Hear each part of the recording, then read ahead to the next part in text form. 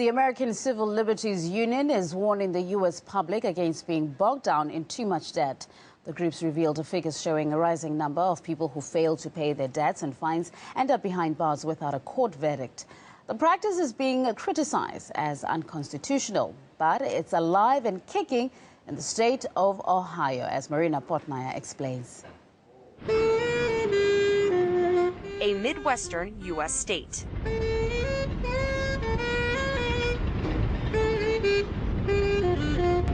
Internationally recognized for being the battleground where America's next president is decided. Let's talk about the importance of Ohio. And in the battle for Ohio, the state's 18 electoral votes mean so much. Everybody's paying a lot of attention to Ohio. Ohio, you're probably going to decide the next president of the United States. For the past 36 years, no candidate has entered the White House without winning this swing state. While Ohio undoubtedly wields an enormous influence in the arena of U.S. presidential politics, the state is currently garnering headlines for its prisons, specifically the medieval-type punishment being imposed on countless citizens who are drowning in debt.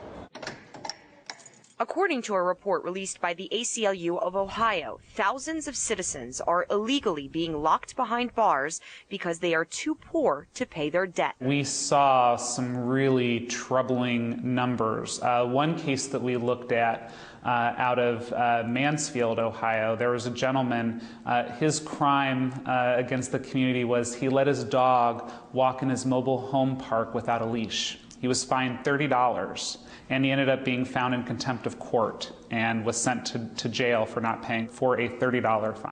I'm hoping what we're doing is going to change that. 55-year-old Jack Dawley was incarcerated 3 times for failing to pay $900 in fines. Every 90 days you had a jail date. And if you weren't working, well, you're going to jail. I didn't have a problem while I was working paying on my fines.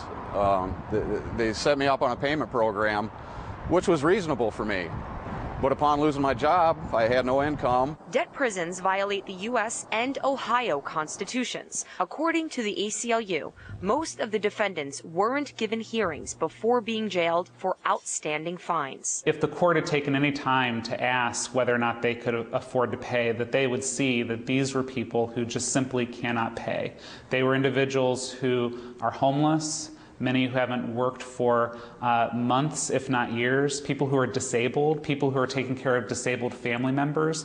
These aren't people who are working and just don't feel like spending the money. These are people who literally have no money. People like Dante Stiles, who's unemployed and says he often has to choose between feeding his 2 children or paying his fines. I find myself back and forth in court, back and forth, constantly jail, 10 days here, 15 days here. And while the cash-strapped citizens are incarcerated in debtors' prisons, their fines keep growing, like credit card interest. It's described as a vicious circle. It was $737, okay? But after 11 days, when I went back to court, after court costs and paying another public defender, it went up an extra $200. More than 1.8 million Ohioans reportedly live in poverty, and more than 400,000 are unemployed. I want to get it behind me. Dawley lost his job last year after missing work for a 10-day sentence in debtor's prison. I had just started the job. I was probably there not quite a month. I was expecting a paycheck, so I'd gone in early to get a paycheck so I could go in and pay on my fine.